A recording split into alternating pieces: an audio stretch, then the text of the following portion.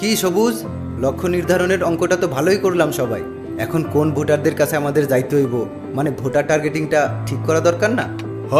এখন Luna আইলেই voter টার্গেটিংটা শুরু করন যাইব। আচ্ছা, ভোটার টার্গেটিংটা কি?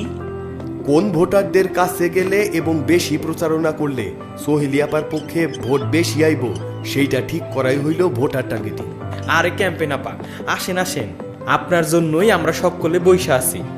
তাইলে আলোচনা শুরু করি। ভোটার টার্গেটিং হইল দুই ধরনের, ভৌগোলিক টার্গেটিং আর ডেমোগ্রাফিক টার্গেটিং। আর ভোটাররা হইল তিন ধরনের, সমর্থক ভোটার, বিরোধী দলের সমর্থক ভোটার আর মধ্যবর্তী ভোটার। ভৌগোলিক টার্গেটিংটা যদি ধরি, এইটা হইল এলাকা ভিত্তিতে আমগো প্রার্থীরে কারা ভোট দিব সেটা চিহ্নিত করা।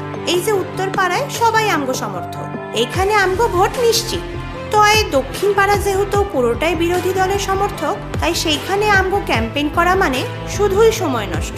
তার চাইতে পূর্ব ও পশ্চিম পাড়ার প্রচারণা করা যায়, এরাই হলো মধ্যবর্তী ভোটার। আর এই যে মতিপুর, আমাদের দল সবসময় এইখানে বেশি ভোট পায়। এইখানে প্রচারণার কিছু নাই, ভোটাররা আমগরে ভোট দিব, খালি ভোটের আগে মনে করা দিলেই হইব যাতে ভোটটা আমাগরেই দেয়। শ্যামপুরের জনগণ একবার এক এক দলের প্রার্থীরে ভোট করে, এই ভোটারদেরকে এবার উদ্বুদ্ধ করতে হইব। আচ্ছা, ডেমোগ্রাফিক টার্গেটিং হইল ভোটারের জনগোষ্ঠীকে বিভিন্ন ভাগে বিভক্ত করা। আর এই বিভক্ত করার ভিত্তি হইতে পারে বয়স, লিঙ্গ, আয়, পেশা, জাতিগোষ্ঠী, এইসব, যেখানে যেটা কার্যকর আর কি। আর শুনো, ভোটারদের ডেমোগ্রাফিক বৈশিষ্ট্যের সাথে প্রার্থীর ডেমোগ্রাফিক বৈশিষ্ট্য মাথায় রাখতে হইব। সোহেলিয়াপার ডেমোগ্রাফিক বৈশিষ্ট্য ও তার কাজকর্মের সাথে যেই সব শ্রেণীর ভোটারদের মিল পাওয়া যায়, তাদেরকে অবশ্যই ডেমোগ্রাফিক টার্গেটিংয়ে রাখতে হইব।